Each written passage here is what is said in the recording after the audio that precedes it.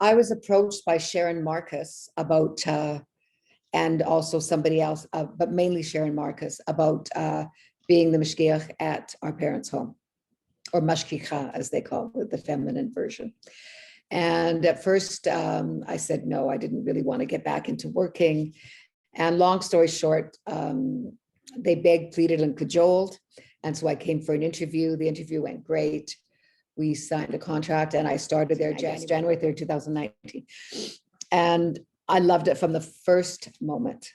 I loved, as I said to my son, I love my seniors. And Mark says to me, Mom, you're a senior, you know, I said, no, I'm a junior senior. These are seniors. And you know what, the Jewish seniors and the non-Jewish seniors, I always involved everyone. You know what, if I made knishes, we had them for dinner. I mean, they went to the kosher people, but I also made enough for dinner that night for everybody. When it was the holidays, whether it was Rosh Hashanah, we did packages with an apple and honey and a little explanation, etc. All the holidays we did special things, and we did them for the whole resident, not just the Jewish residents. I got to know the people. I spent a fair amount of time in the front of the house, and I really got to know people and their preferences and their likes and their dislikes. So on a certain day, if I made cream of tomato soup, I made sure that they called certain people that I know loved tomato soup, because they didn't, at that point, they weren't posting things ahead. So we did that. I got to know people. And I loved my job. The hours were perfect. I was working from 9 to 1, Monday to Friday. We started doing Shabbat dinners. They had done Shabbat dinners before with when the previous mashgiach was there, and they were getting 8 or 10 people.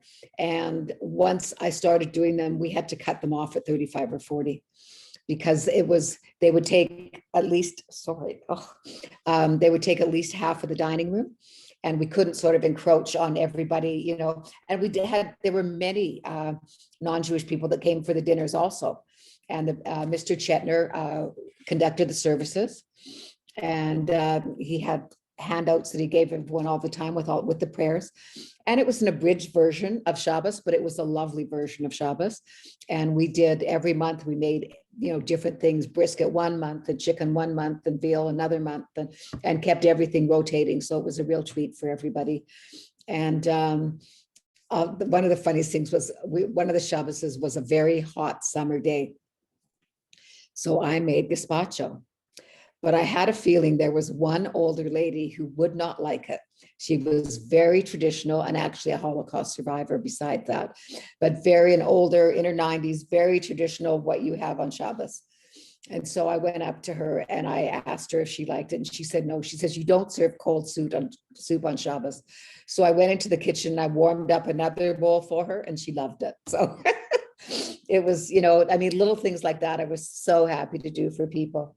And I got to feel like some of them were like my parents or uncles or aunts. And even when after I had my accident and I wasn't working there anymore, I got calls from many of the residents to see how I was and when I was coming back. And it, you know, it was very gratifying. It was a lovely year of my life. I really enjoyed it. There wasn't an aspect of it that I didn't like.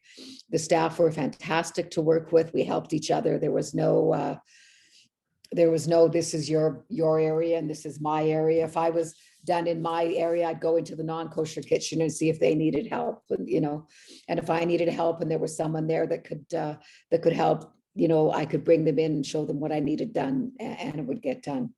It was a beautiful part of my life, and I was heartbroken when I had my accident and I couldn't go anymore. But you know, things like that happen.